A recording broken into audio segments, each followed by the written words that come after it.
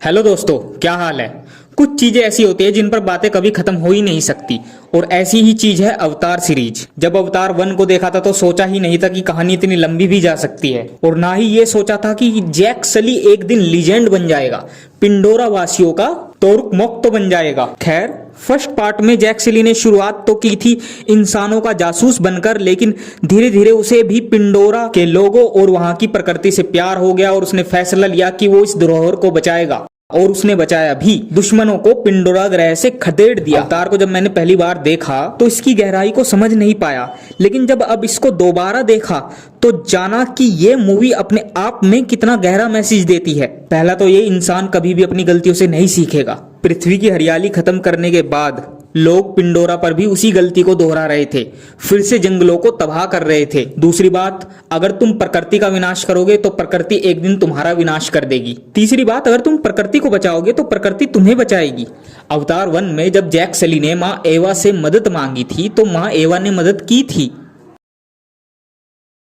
कुछ और भी बातें होगी पर शायद मैंने वे मिस कर दी हो, लेकिन मैं यहाँ पर एक बात जरूर कहना चाहूंगा कि क्या प्रगति के लिए प्रकृति का विनाश जरूरी है? क्या कोई बीच का हल नहीं निकाला जा सकता?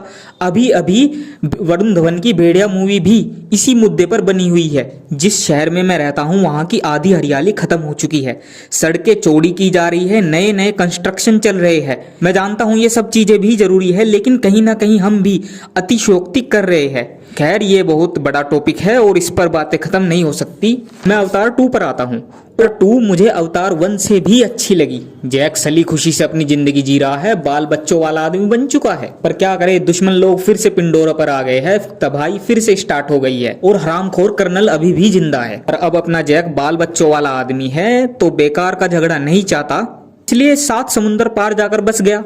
चलो यार, मूवी तो तुम सबने देखी होगी, ये बातें तो तुम सबको मालूम ही है। हम तो कुछ मेन मुद्दों पर बातें कर लेते हैं। जैसे भाई, अवतार सीरीज में टुनकुन और किरी बहुत अहम किरदार निभाने वाले हैं, क्योंकि हमने देखा कि किरी और पिंडोरा के नेचर के बीच में एक अलग ही रिलेशन है और अभी सवाल ये भी है कि किरी का पिता कौन है।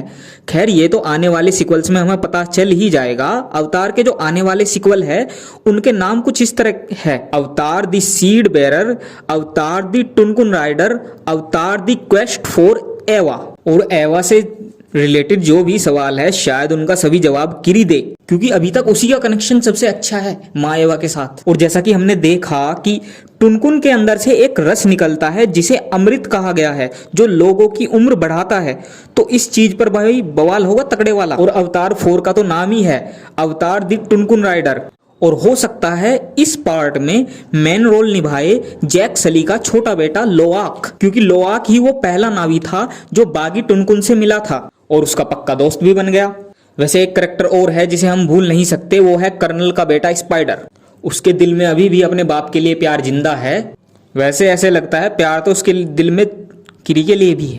और जैसे भाई मूवी के एंड में उसकी गर्दन पर चाकू रख दिया गया था तो खटास तो उसके मन में भी पैदा हो ही गई होगी। और यार, एक मिनट में फोन देख लूं किसका आ रहा है। हेलो, हमखोर इतनी बकवास कर रहा, तू ही बना होगा क्या अवतार 3, 4, 5?